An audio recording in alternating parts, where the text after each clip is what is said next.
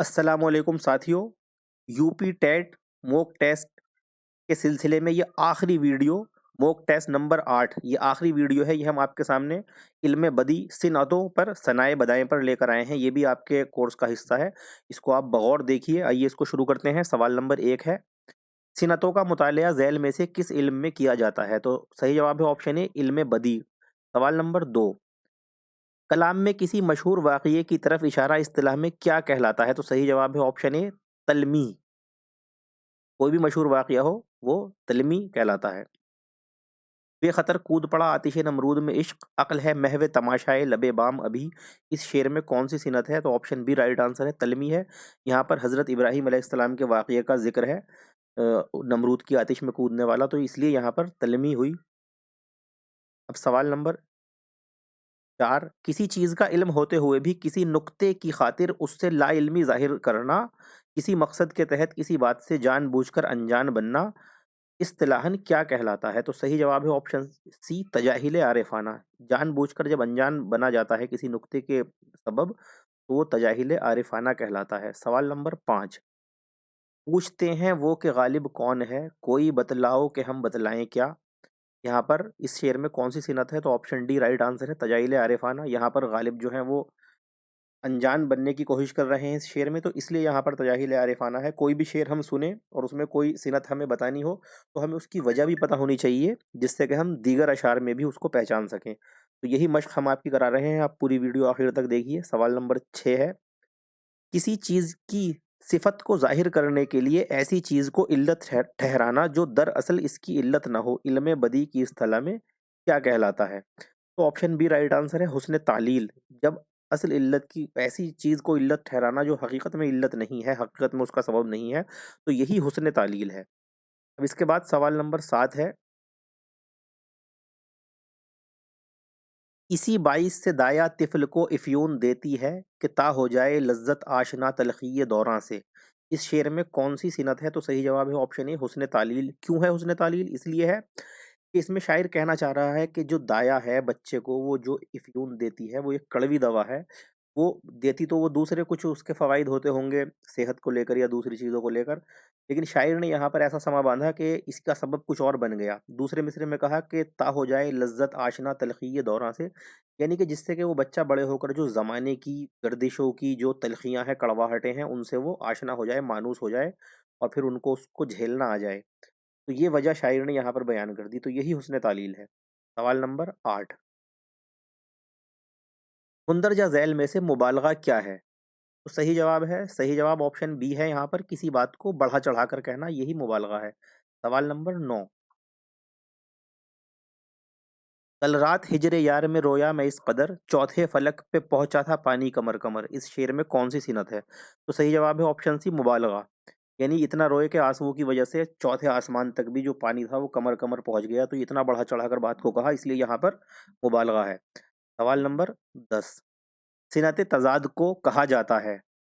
तबाक, तदबीक, तकाहू, ये सब इसी के नाम है। ऑप्शन डी राइट आंसर हो जाएगा। किसी भी नाम से एग्जाम में सवाल आ सकता है, आपको ये चारों नाम याद रखने हैं। तजाद तो है ही, और फिर तबाक, तदबीक, तकाहू, ये सब सिनत तजाद के नाम हैं। सवाल नंबर 11, खिरदमंदों से क्या पूछूं कि मेरी इब्तिदा क्या है, कि मैं इस फिक्र में रहता हूँ मेरी इंतहा क्या है।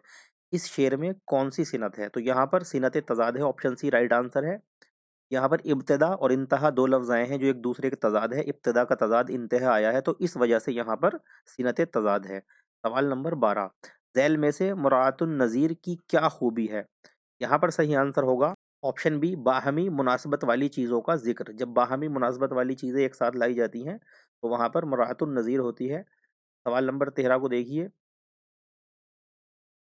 शौक़ तेरा अगर न हो मेरी नमाज़ का इमाम, मेरा क़याम भी हिजाब, मेरा सुजूद भी हिजाब। इस शेर में कौन-सी सिनत है? तो यहाँ पर सही जवाब है मराअतुन नज़ीर। क्यों है मराअतुन नज़ीर यहाँ पर? क्यों? क्योंकि इमाम का लफ्ज़ आया, नमाज का लफ्ज़ आया, तो फिर नमाज की मुनासबत से नमाज का एक हिस्सा क़याम भी है, सुजूद भी उसके हिस्से हैं, ये दोनों लफ्ज़ इसी की मुनासबत से आए, तो इसलिए यहाँ पर मराअतुन नज़ीर है। ये हमें ज़रूर पता होना चाहिए कि सबब क्या है, ताकि हम दूसरे शेरों में भी पहचान सकें। अब 14 में है, तजनीस को पहचानिए। यहाँ पर हमें तजनीस को पहचानना है। ऑप्शन सी यहाँ पर राइट आंसर हो जाएगा, एक जैसे अल्फाज के अलग अलग माना, एक जैसे अल्फाज के अलग अलग माना होना, यही जो है तजनीस कहलाती है। सवाल नंबर 15, सब सहेंगे हम अगर लाख बुराई होगी, पर कहीं आंख लड़ाई तो लड़ाई होगी, इस शेर में कौन सी सिनत है? तो यहाँ पर सिनत है तजनीस ताम। ये यहाँ पर पूरा पूरा दो लफ्ज़ बिल्कुल एक जैसे हो, ना इमले का फ़र्क हो ना कोई और फ़र्क हो, तो उस तजनीस का भी एक किस्म तजनीस ताम है, तो उसे तजनीस ताम कहते हैं। अब यहाँ पर आप देखिए पहले मिसरे में जो पहला मिसरा है, सब सहेंगे हम अगर लाख बुराई होगी, फिर दूसरे मिसरे में आप देखिए, पर कहीं आंख लड़ाई तो लड़ाई होगी। तो पहला जो लड़ाना है वो मिलाने के तौर पर आया है कि कहीं आंख मिलाई, और दूसरा जो लड़ाई है वो झगड़े के तौर पर आया है। तो लफ्ज़ बिल्कुल सेम है, इमला भी एक सा है, देखने में भी तलफ़ुज़ हर तरह से एक जैसे हैं, लेकिन माना दोनों के अलग अलग हैं, तो यही तजनीस ताम है। अब सवाल नंबर 16, सुनी किसी ने नहीं गम की दास्तां मेरी, वो कम सुखन हूँ कि गोया नहीं जुबां मेरी, इस शेर में कौन सी सिनत है? यहाँ राइट आंसर है ऑप्शन डी, ईहाम। इस शेर में ईहाम है। सुनी किसी ने नहीं गम की दास्तां मेरी, वो कम सुखन हूँ कि गोया नहीं जुबां मेरी, यानी कम सुखन कम बोलने वाला, और गोया का जो लफ्ज़ है इसके जू माना लफ्ज़ ईहाम में लाते हैं। ईहाम की जो पहचान है वो जू माना लफ्ज़ है। अब गोया का माना एक तो होता है बोलना, बात करना, गोयाई भी इसी से बना है, और गोया का दूसरा माना होता है कि जैसे, या इसका मतलब, कुछ इस तरह के मिलते-जुलते लफ्ज़ इसके माना होते हैं। तो यहाँ पर दोनों माना मुराद लिए जा सकते हैं कि वो कम सुखन हूँ कि गोया नहीं ज़ुबान मेरी, यानी मेरी ज़ुबान गूंगी है, वो बोलती नहीं है, गोया ही नहीं जानती है। और दूसरा मतलब ये भी हो सकता है कि वो कम सुखन हूँ कि जैसे मेरी ज़ुबान नहीं है। तो इस तरह से यहाँ पर ईहाम पैदा हो गया, तो ऑप्शन डी राइट आंसर है। अब हम देखते हैं सवाल नंबर 17 को। ये बहुत पूछे जाने वाले सवाल हैं।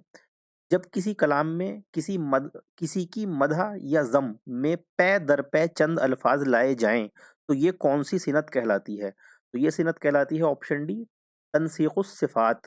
तनसीकुस सिफ़ात जब उसके पै दर पै या तो उसकी तारीफ में हो या उसकी बुराई में हो, मदह या ज़म किसी में भी हो सकते हैं, और पै दर पै बहुत से अल्फाज आए, वो तनसीकुस सिफ़ात कहलाती है वो सिनत। अब सवाल नंबर 18 देखिए आप, करीम है तू रहीम है तू अलीम है तू अजीम है तू, जमाल का ये सुखन है तेरी ही रिफ़अतों का बयान वाला, इस शेर में कौन सी सिनत है? तो यहाँ पर ऑप्शन ए राइट आंसर हो जाएगा तनसीकुस सिफ़ात, क्योंकि करीम रहीम अलीम अजीम पै दर पै जो है सिफत मदह के तौर पर अल्लाह ताला के लिए आई हैं इस शेर में, इसलिए तनसीकुस सिफ़ात ये सिनत हुई। सवाल नंबर 19, कलाम में पहले चंद चीज़ों का ज़िक्र किया जाए, फिर इनकी मुनासबत से कलाम में इनके मुताल्लिक़ात का ज़िक्र किया जाए, तो ये कौन सी सिनत कहलाती है? तो सही जवाब है ऑप्शन सी, लफ़ो नशर। ये लफ़ो नशर कहलाती है। सवाल नंबर 20, लफ़ो नशर का दूसरा हिस्सा है, इसको भी आप समझ लीजिए। सवाल नंबर 20 में लफ़ो नशर गैर मुरत्तब से क्या मुराद है? तो यहाँ पर सही जवाब है अ, पहले को हम देख चंद चीज़ों की मुनासबत से इनके मुताल्लिक़ात का ज़िक्र ना करना, ये तो गलत हो जाएगा। चंद चीज़ों की मुनासबत से इनके मुताल्लिक़ात का बगैर तरतीब ज़िक्र, यही राइट आंसर हो जाएगा इसका। लफ़ो नशर जो है वो मुरत्तब तो वो होती है कि जो चीज़ें हम लाए हैं उनकी मुनासबत से उसी तरतीब में फिर उनके मुताल्लिक़ात का ज़िक्र भी कर दें। और गैर मुरत्तब जो लफ़ो नशर है वो तब हो जाती है जब उनकी मुनासबात से हम उनके मुताल्लिक़ात का ज़िक्र तो करें लेकिन वो तरतीब में ना हो, तो फिर वो लफ़ो नशर गैर मुरत्तब हो जाती है। तो यहाँ पर ऑप्शन बी राइट आंसर हुआ। ये हमारी इस वीडियो का भी आखिरी सवाल था और इस सीरीज़ का भी आखिरी सवाल था, तो ये सीरीज़ यहाँ पर हमारी मुकम्मल हुई। अब इसके बाद हम आपसे किसी अगली सीरीज़ में किसी अगले एग्ज़ाम की तैयारी के लिए दोबारा आपसे मिलेंगे, दोबारा आपके लिए सवालात लेकर आएँगे। आप हमारी वीडियो को लाइक शेयर ज़रूर कीजिए और चैनल को सब्सक्राइब भी कर लीजिए अगर ना किया हो, और आपकी कोई क्वेरी हो, कोई सवाल हो तो आप कमेंट के ज़रिए पूछ सकते हैं। इसी के साथ हमें इजाज़त दीजिए। अल्लाह हाफ़िज़, फ़ी अमानिल्लाह, वस्सलामु अलैकुम व रहमतुल्लाह।